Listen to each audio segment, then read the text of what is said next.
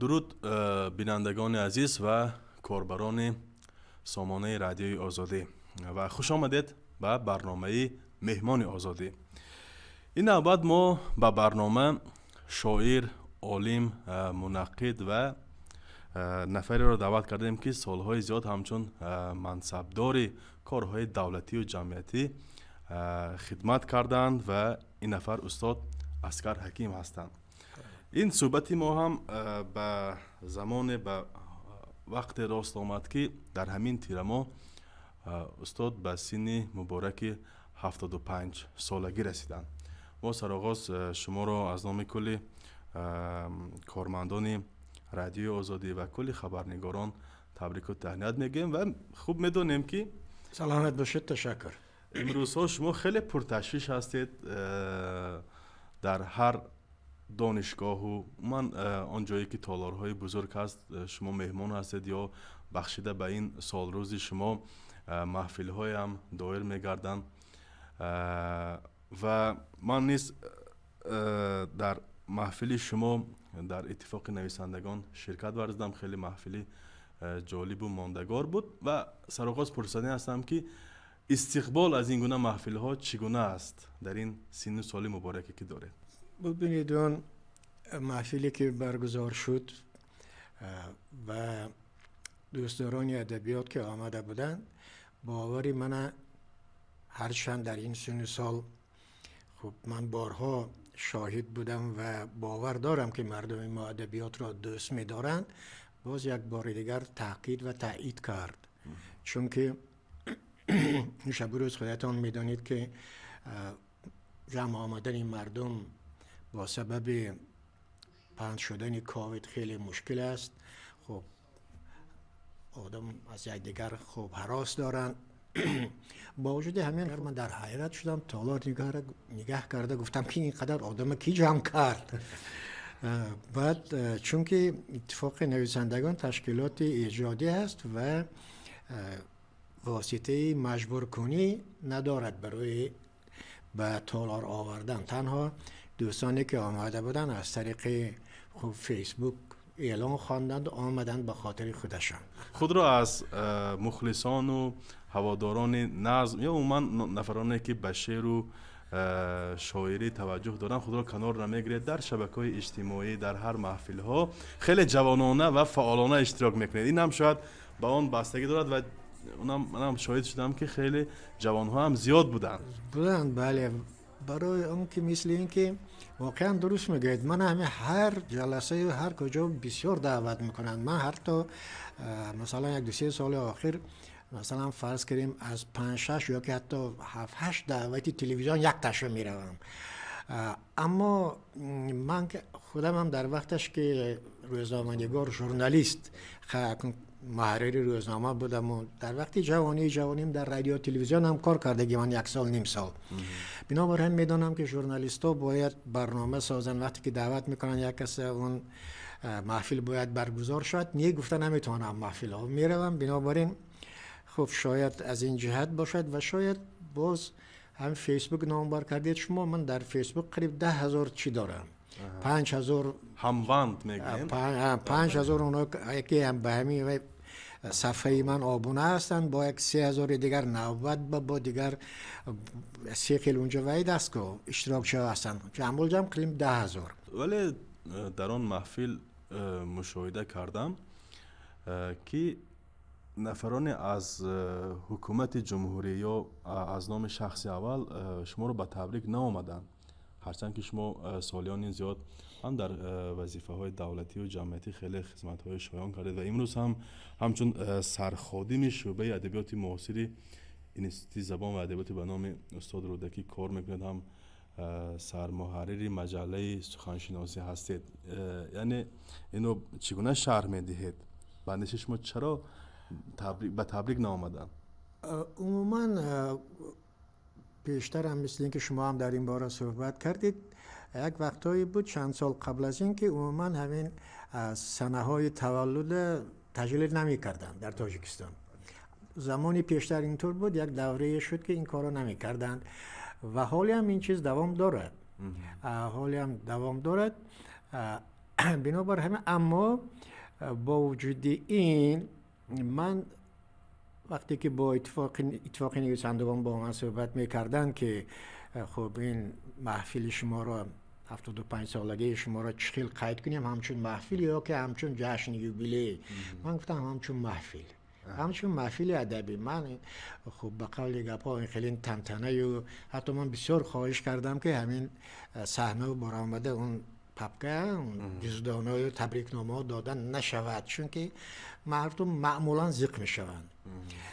بنابر همین گفتم محفل ادبی من شعر میخوانم، هر کسی که مثلا دوستدار ادبیات باشد بیاید اشتراک کند. با وجود همین اما حکومت شهر روز تولد من به خانه آمده من تبریک کرده بودن. روز 10 اکتبر روز یکشنبه بود. بنابر همین حکومت شهر این کار کرده بود، معاون رئیس شهر از نام رئیس شهر من تبریک کرده بودند. خب در اون محفل از خب ادارهایی که من کار میکنم، نایب پرزیدنت اکادمی ملی علم‌های ملی جمهوری تاجیکستان حضور داشتند، اسکندر شاه قاسم شاه اسکندرов که برآمده من تبریک کردن. خب رهبران اتفاق نویسندگان، خب وزارت فرهنگ، بنابر همه این یک محفل ادبی بود که ما این تماما کاملا چیز طبیعی تصور میکنم. بله خیلی خوب. ولی شما در گذشته خیلی زیر نظری شخصان خاص دولت هم بودید و حالا هم هستید تا جای ما میشنویم. حتی در گذشته شما رو خواستید که باره برای تبابت به خارجه روید، حتی رئیس جمهور پیشنهاد میکنن و حتی مساعدت میکنن که شما در داخل تبابت گیرید و طبیبان رو از خارج بیارن. همین گونه هم بود؟ یک شرح میدادید که اما حالت چگونه بود؟ این سال 2011 هم بود، بنده سکته دل شدم.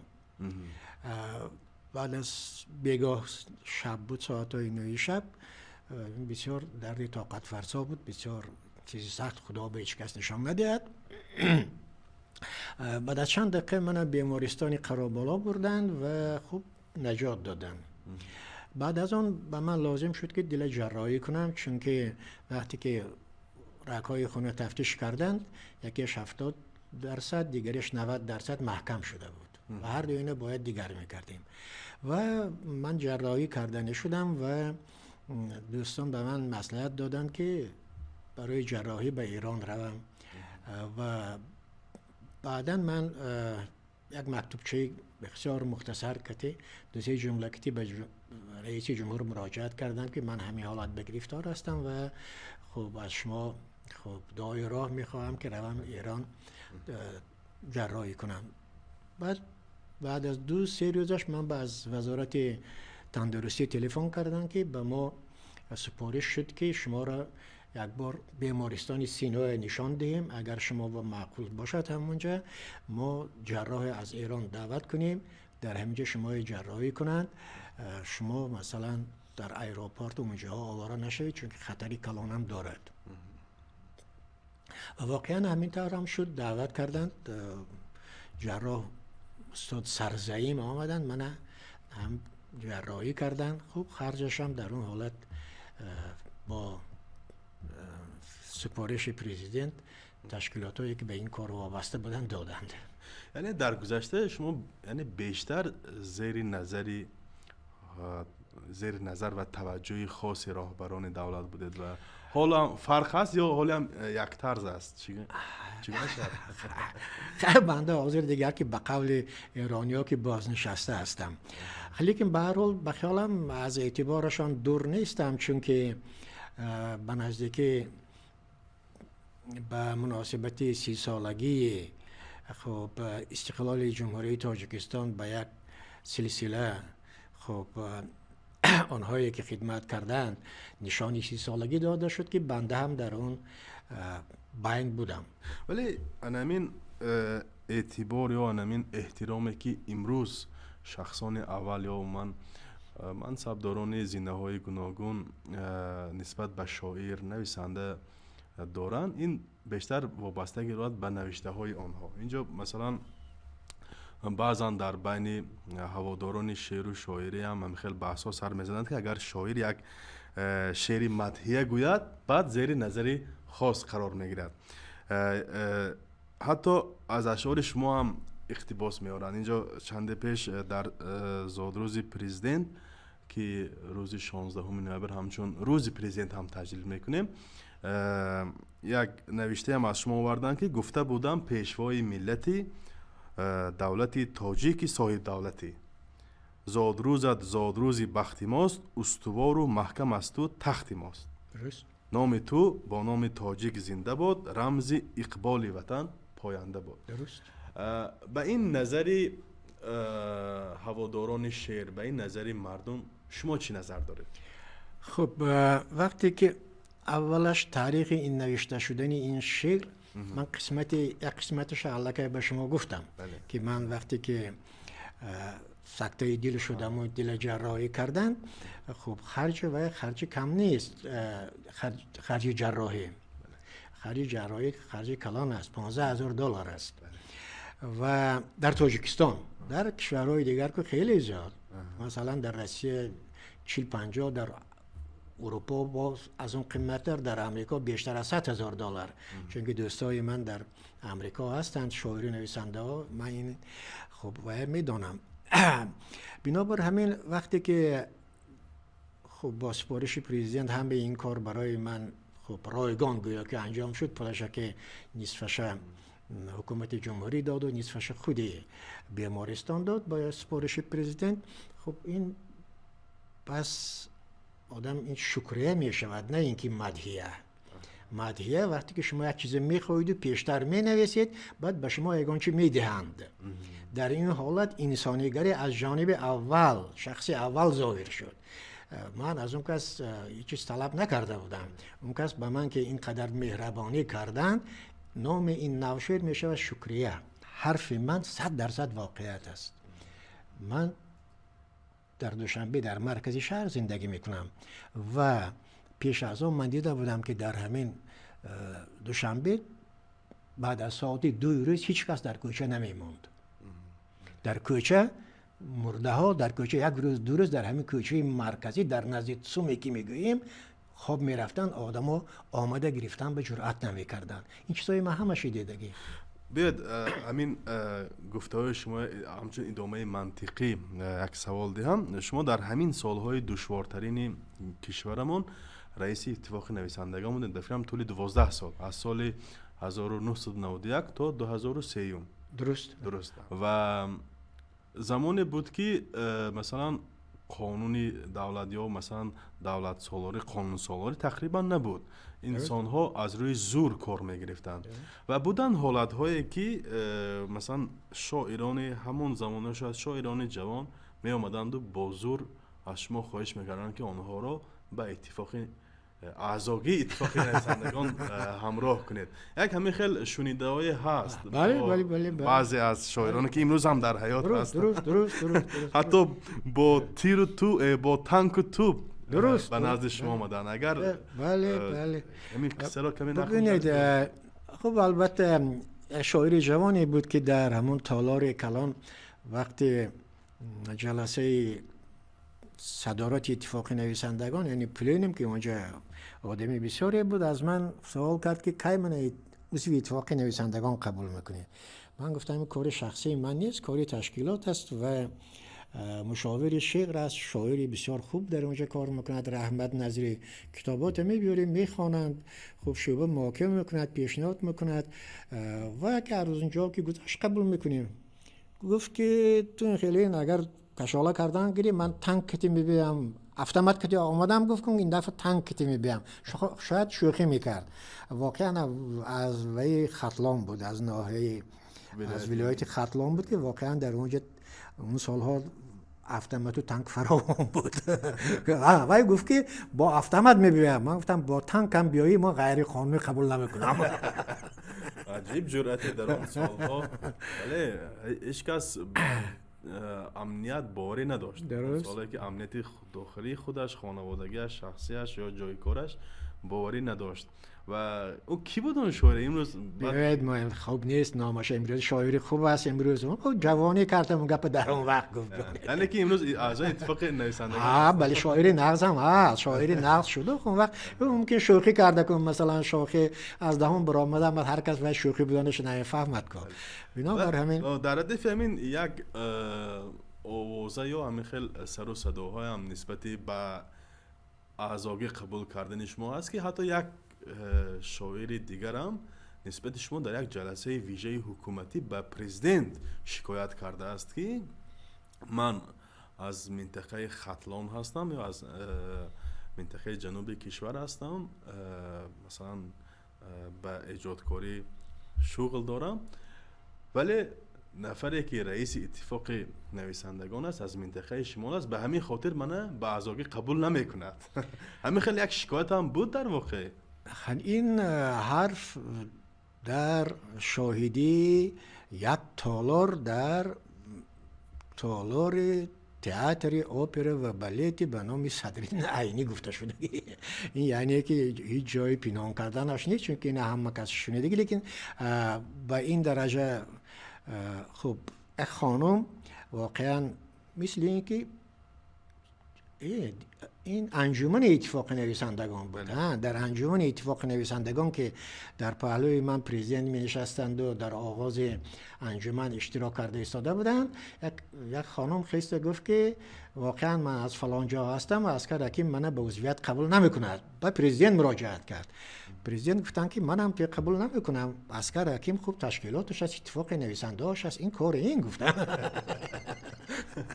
بنابراین همین خیلی حالاتم بود. بله بسیار خوب. شما هم روزنامه‌نگار، هم شاعر، هم مثلا زمان وکیل پارلمان هم بودید و خیلی گفتید شخص سیوم کشور هم بودید یک زمانه، ولی به اندیشه‌تان بیشتر در کدام سمت به اندیشه خودتان موفق بودید و چی کارنامه شایسته کردید؟ کار شاعری کارنامه گفتن باشد ممکن باشد، اگر یعنی که هر کاری که ما کردیم و همیشه هیچ وقت من اون ترک نکردم، همین ساحه بود. و مثل این که ببینید من در همه حالت، بعضی دوستانم میگویند به من که عسکر تو معاون رئیس مجلس بودی، فلان بودی، بسمدان بودی، ما لیکن همین تغییرات در تو همچون شخصیت یگان ذره حس نکردیم. نه اون به معنی اینکه تو بسیار خاکسار بودی و دیگر نشدی، لیکن تو همیشه همچنانی که بودی همچون شاعر ماندی. و شاید ببینید یک چیز دیگر هم من همون سالها حس میکردم که من در جامعه قریب هیچ کس همچون معاون رئیس مجلس نمیشناخت، همچون شاعر میشناخت. خوب در دایره‌های حکومتی میدانستن که من معاون رئیس هستم، اما مردم من همیشه همچون شاعر قبول میکردن. یک نوشته رو از خودتان هم از کتابتان خواندگی بودم که درود به فرزانه یک شعر دارید که اونجا از حادثه یاد کردید که نام لیلی نوباد رو برای عوض کردن به نام اصلیش بخوجان کوشش ها بودن و در سرگه یکی از نفرها که در سرگه این کوشش ها بود شما بودید. من میخواستم از آن برآمدهایتان یاد میکردید که آن زمان برای برگشت نام اصلی و قدیمه این شهر چی مشکلی ها بود؟ شاید چی کسی مانع بود؟ ببینید اون سالها در خودی خوجند یک جمعیتی سازمان داده شده بود که مثل اینکه دوستی من نور محمد نیازی سروری میکرد که به همین خوجند نام بیشترش برگردانده شود. این صحبت ها در اونجا می شدن. من اون سالها محرر سردبیر هفتهوار ادبیات و صنعت بودم و وقتی که من همین گونه یک مقاله را چاپ کردم در روزنامه چاپ کردم که خب طلب جمعیتی که در خوجند هست که باید به لیلی نوباد اون وقت نام خوجند برگردانده شود. یگان روزنامه یگان نشریه دولتی این کارا کردگی نبود. در نتیجه همون حرف روزنامه ما که من سرمحررش بودم در مجلس نمایندگان شهر خوجند محاکمه میکنند. اون وقت حزب کمونیست سر کار بود، محاکمه میکنند و از نام خب نمایندگان خب مردم از شهر خوجند به کمیته مرکزی پارتی کمونیستی تاجیکستان مکتوب می نویسند که همین خیلی پیشنهاد در هفتهوار ادبیات و صنعت که محررش اسکر حکیم هست خب چاپ شده است و ما این محکوم میکنیم و این وطن فروشی است و این خیانتکاری است و طلب میکنیم که اسکر حکیم به جوابگویی کشیده شود. و واقع عجیبی در همون شب و روز رخ داد.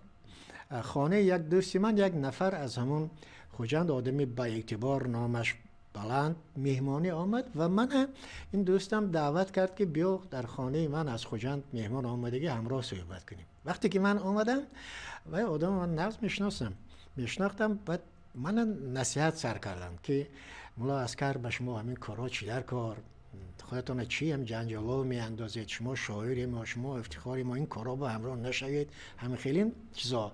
بعد من اون کسم نماینده مردم در همون وای بودند، در همون جلسه اشتراک کردند و البته رای دادن که اسکر حکیم جزا داده شود. آمده با من نصیحت میکردن. من به همه چیز بسیار عجیب تاثیر کرد. خیر روی آدم گرم من نگفتم که خب شما که همین غمخواری من باشید اقلا دست نمی برداشتید، خب همراه دیگر رو دست برداشتید، این روز آمده من نصیحت میکنید و همین به من سخت تاثیر کرد که من شعر درود به فرزانه رفتم نوشتم. همون شعر نوشتم با یک شعر دیگر غصه خوجند نام دارد. هر دویش من در پایین شرح میدم که من هر دو این شعر در فلان وقت به فلان مناسبت نوشتم و همون از بس که غصه خوجند شکل غزل داشت، اون همون حافظ مشهورمان معروف خوجه بهادرов آهنگ در آورده میخواندند: ای شهر خوجندی باستانی، دانم که مرا بجای جانی، اما به تو شعر غم نویسم هرچند که خوانی و نخوانی. این به دوامش همین شکایت من از همون چیزی که نامش برگردانده نشان شما مقابل برآمدید، این چیزا اونجا بود. و واقعا این شعر همین گونه تاریخ دارد و خوشبختانه اون وقت علاقه زمان دیگر شده بود. حکومت پارتی کمونیستی تاجیکستان علاقه آدمای جزا داده نمیتوانست و منم جزا دیگر نگرفته ماندم، ولیکن خب بعد نام خوجند برقرار شد. شما موفق شدید؟ بله و همون به قول گپو خیلی امروز که خوجند است موفق شدیم. بله. ولی با این وجود شما رو در دایره همین شعر و شاعری و دایره منقدی و من دایره روزنامه‌نگاران و مردم یک شما رو یک شخص چالش برانگیز هم میدونن. و چی معنی؟ با اون معنی که خیلی نسبتی علمین موقع گیریاتون شما خیلی آشکارگو هم هستید و من اینجا از یک نوشتهتون یاد آوردنی هستم که زمان نسبتی استاد مومن قناعت هم چند مقاله های به نشر رساندید و امروز که استاد در حیات نیستن نسبت اون مقالاتون چی نظر دارید؟ ببینید اون مقاله های من به تشبوس من نوشته نشده است. اگر یافته خوانید اون مقاله من جواب به مقاله استاد مومن قناعت است، جواب به مصاحبه اشان است و مصاحبه مثل اینکه در چراغ روز چاپ شده بود یا که چی بود اون روزنامه، چراغ روز شاید باشد، همون چراغ روز بود. مثل اینکه روزنامه نگار میبید به استاد سوال ها میدهد، استاد به سوال ها جواب میدهند و جواب های استاد نه تنها به شخصیتی من میرسید، اگر شخصیتی من خوب هیچ گپی نبود، اما جواب هایی بود که انجمن اتفاق نویسندگان زیر شبهه میگذاشت. ببینید یک عجیب استاد وقت سالهای آخر اکنون چی میگوید، یک مثل این که یک عجیب خصلت پیدا کردن، گپراو شده بودن. مثلا شما می آمدید میگفتید که همین اسکر حکیم بهترین انسان، بهترین شاعر، شما 1 ساعت اثبات میکردن که بهترین است، بهترین شاعر است. اگر شما می اومدید میگفتید که اسکر حکیم شاعر نیست، انسانی بد، 1 ساعت اثبات میکردن که همین شاعر نیست.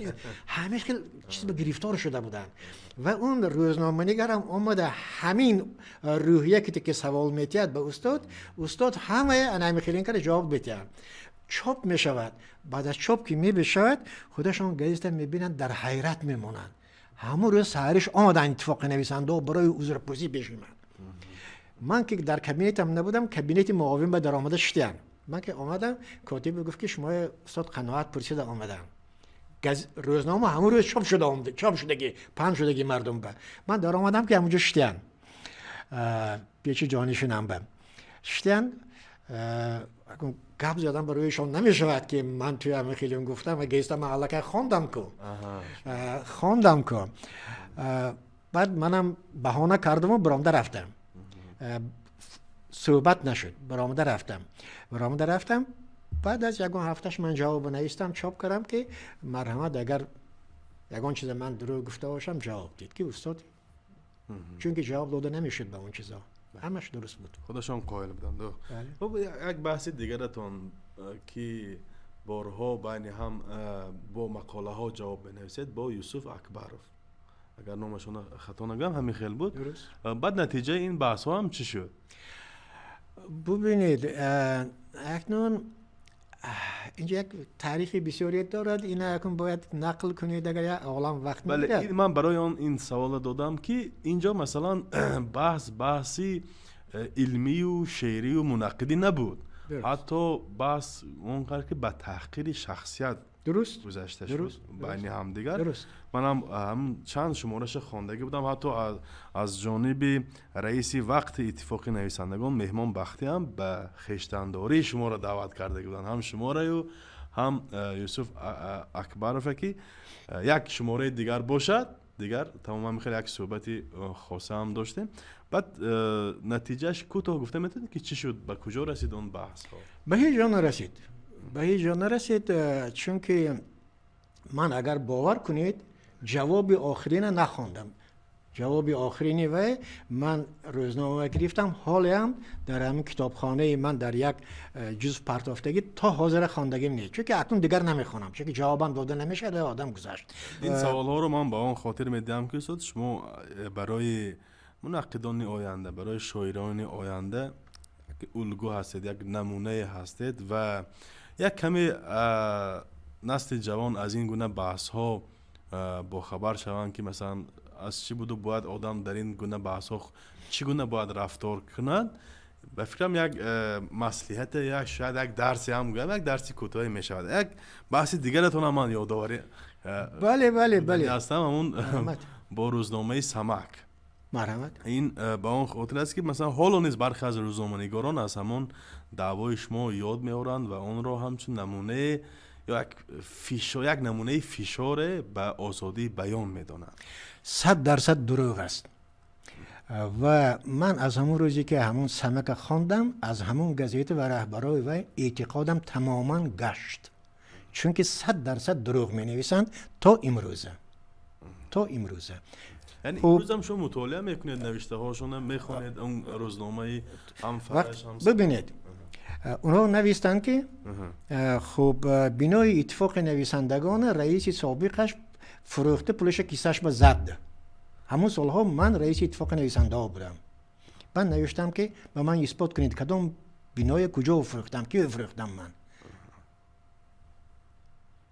این کار در اتفاق نویسنده ها نشده است. همطوری؟ نشده است. یک دویمش اونها نوشتن که ما در شماره آینده روزنامه‌مان از مؤلف از من گویا که عذر خواستم. گپی 100% دروغ است. هیچ خیلی عذرخواهی در گزیده نیست. 2 هفته 3 هفته 1 ماه گذشت، یگان کس یگان چی نه. خب این دروغ است. تا امروز همه دروغ میگویند اینها، تا همین روزه دروغ. سومش کسی که همون مقاله نویست بغیر از اسکر حکیم نوشته است که خب در اکادمی همه آدمای بی سواد کار میکنن فلان بیسمدان. اکادمیه که 1,500 کارمند دارد، در بین اون ده ها دکتری فن هست. وقتی که من مقاله خوندم و جمله هاش تحلیل کرده نویسم که تو بچیم اول جمله نویسی یادگیر، بعد دانشمندای اکادمی ایرادگیر. همطوری چهارم نامش کیمچی شهبازی کیمچی بود نامش ویبه. بعد اعلان کردن که با گازیت اعلان کرد که عسکر حکیم از معلم یک قشلاق جریمه خواسته ایستاده است. وقتی که مقاله چاپ کردن چرا ننوشتن در بالاش که وی معلم قشلاق است؟ وقتی که سود آنها طلب کرد به قول گپ از گریبانشان گرفتن، این خیل پای همش دروغ. بنابر همین اون چیزایی که وابسته به این مسئله تا امروزه میگویند 100% دروغ و دروغی 100% هستن اونها. کسی که همین گپ میگوید دیگه خطای تکنیکی بود، به جای اتفاق رسامان اشتباهاً اتفاق خطای تکنیکی یک حرف میشود دادری عزیز، یک جمله نمیشود، یک حرف میشود. خب اینش خطای تکنیکی یک جمله میشود. بینای اتفاق نویسندگان را فروخت. این یک حرف نیکن. حرف یک خطای تکنیکی یک حرف میشه. شاید به جای رسامان نویسندگان رفته است. شاید این یعنی که بعد این شما به سود مراجعت کرده که بودید. خب سود همشه تحقیق کرد، گردنشون بار کرد. نه 10,000 سامان قرضدار هستند. سود قرار برآورده. سود بیهوده از هوا قرار نمیبرد. همش آموخته تفتیش کرده، خب گردنش بار کرد. با این وجود استاد مثلا فکر نمیکنید که این یک نمونه با مثلا یک لطمه به کار ژورنالیستیک امروز است؟ شما خودتون هم در گذشته روزنامه‌نگار بودید، شاید خیلی هیچ نفر به اشتباه نمیشد، شاید در یک مقاله به سراسیمگی راه میتید، شاید یک چیز دیگر. این یک دعوای شما میتواند شاید به دیگر روزنامه‌نگاران یک روحیه چی بخشد، منفی بخشد که یک کمی دلگیر شود. این جنباش مثلا فکر نکردید شما؟ دادر عزیز، روزنامه‌نگار باید باسواد باشد. اون چیزی که می نویسد باید داند. خب وای که معلم یک قشلاق بوده است و کی مونده است که یک مثلا اکادمی که مثلا 1,500 عالم دارد بی سواد گوید؟ روزنامه‌نگار همین خیل می شود؟ همین خیل باید کند؟ در کجای دنیا این گپ است؟ روزنامه‌نگار اول باید باسواد باشد و اون چیزی که می نویسد باید آموزد، نه اینکه از کوچه از گپای مردم نویسد. گپم درست است؟ 100%. این خیلی روزنامه‌نگار کی در کار؟ هیچ کس در کار نه. به غیر از آدمای اشتباه به انداختن و دروغ گفتن، هیچ کس در کار نه. خیلی تشکر. و برای همین شاید نگاه میکنم که شما بیشتر امروز رو آوردید به شبکه‌های اجتماعی و مثلا اونجا بیشتر آزادتر است و هر میتونید یک بحث‌های آزاد هم برپا کنید. چند پیش یک بحثی هم بود سری تخریب کردن آثارخانه استاد عینی. من در محفل شما اشتراک داشتم، اونجا یک شعری خیلی زیبا رو هم به نسبت استاد عینی خواندید که در مورد 75 دره خوردن استاد درباره تاریخش و چگونه به اون ضربه ها تاب آوردنشان گفتید. ولی در شبکه‌های اجتماعی شما از تخریب نشدن آثارخانه و یا خانه موزه استاد طرفداری نکردید. چرا؟ من میدونستم از اول که این کار نمی شود. من سببش شما شهر نمیدیم، اما من 100% میدونستم که این کار نمی شود. من در خانوادم گفته بودم که این کار هیچ وقت نمی شود. همون گپی من شد. لیکن وقتی از من پرسیدن، نماینده از یا پلوس پرسید، تلفن کرد، گفت که فکر شما چی؟ گفتم فکری من منفی. گفتم هیچ وقت این کار کردن ممکن نیست و گفت که این جای دیگر رو میسازیم. گفتم که در اون حالت اهمیت شگون میکند، این نمیشود، قبول نمیشود. اما من از اول میدونستم که این کار نمیشود.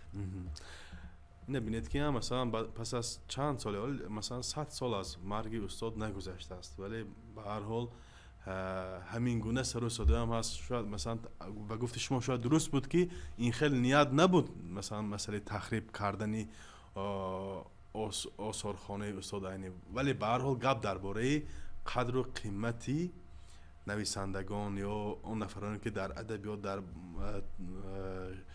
سطح تاریخی کشور در سمت تاریخی کشور خدمت‌های کردن گپ درباره همین میراد و شما که همین در همین ساحه خیلی خدمت کرده اید تا چه اندازه به قدر شدن همین هم در حیاتتون مثلا دیده ایست و بعد سرتون هم به اون باوری دارید در عالم سنگین دل و بی‌مهر و مدارا شاعر به چی کار آید و شعرش به چی کار یعنی به این بیت استاد آذرخش هم شما چی نظر دارید زمانی که زمان بازرگانی است زمانی که زمان فناوری است تا چند اندازه به شعر هم یک توجه و یک احتیاج است من خیال میکنم اگر از نظری روانی گیریم و شعر که یک ساحه بسیار مهمی هنر است همیشه طلبات روحانی انسان باقی میماند اگر انسان موسیقی دوست می‌دارد رسامی دوست می‌دارد خب رقص دوست می‌دارد این چیزها که در شعر مجموعاً انعکاس می‌شوند در شعر همه این چیز سینتز می‌شود در اینجا موسیقی هست زیبایی کلام هست تصویر هست همه چیز در اینجا هست بنابر همین خوب البته فن آوری و این چیزهای مثلا واسطه های زمانی استراحت و خوشگذرانی تاثیر میکنند وقتی آدم بیشتر میگیرند اما نیاز حتما میماند این چیز پیشتون گیله ندارید استاد یعنی توانستید که توسط همین پیشتون فرض کنیم زندگیتون پیش برید فرزندای برکمان رسانید و امروز هم از اون سطحی شاید اقتصادی و اجتماعی خانوادگیتون شکایت ندارید یعنی همین پیشه که گرفتید شما تا اندازه در زندگی قانع کرد لیکن من میدونم که اگر جوانای امروز این پیشه گیرن اگر شاید زندگیشون تامین کردن نتوانن من به اونها این مصلحت نمیدم چون که حاضر زمان دیگر طلبات دیگر شرایط زندگی دیگر البته من تا این 75 سالگیتون کلیات 7 جلدتون چاپ شد بسیار مثلا کتاب‌هایی که فراگیر هم زحمت‌های منعقدیتون بود زحمت‌های فرض کنیم سیاسی و دیگر سمت‌هایی که شما کار کردید یک کمی خلاصه برآوری شد و امروز شما با چه کارها مشغول هستید من نیت دارم درباره شاعرانمون شاعران عصر 20 و 21 خب آچرکای ایجادیاتشان نویسم و من یک تش چاپ کردم درباره استاد عینی مقام شعر در آثار استاد عینی من فقط جهت شعرش میگیرم خب 40 صفحه بود این رساله در چند جا چاپ شده البته همین گونه رساله ها میشود درباره استاد ابوالقاسم لاهوتی میشود پیرو سلیمانی حبیبی سفید میرزا ترسانزاده و غیره تا امروزه هر چقدر که اون وفا کرده باشد من همین آچرکای تحلیل آثارشان میکنم شعرشه از نگاهی نو از نگاه زمانی نو با دستاوردهای علمی زمانی نو علمی ادبیات شناسی البته خب این یک کاری من و البته خب در این بین با خب اگر دست دیت شعر هم می نویسیم و خب همون کاری که پیشتر کرده ایستادم و همون کارم دوام میتیم ده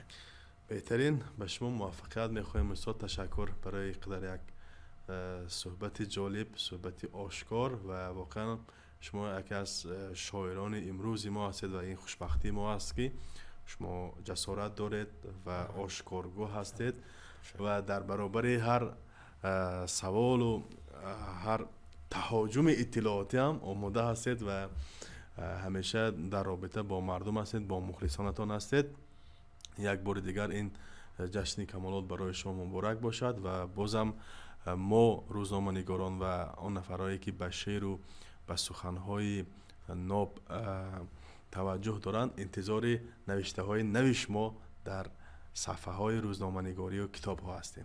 سلامت باشید تشکر کردید خیلی محبت کردید سلامت باشید تا صحبت های دیگر سلامت باشید بینندگان عزیز در صحبت ما قرار داشتن در برنامه نوبتی مهمانی آزادی استاد شاعر منقد روزنامه نگار سیاستمدار عسکر حکیم تا برنامه‌های دیگر تنسیت و خانه آباد باشه.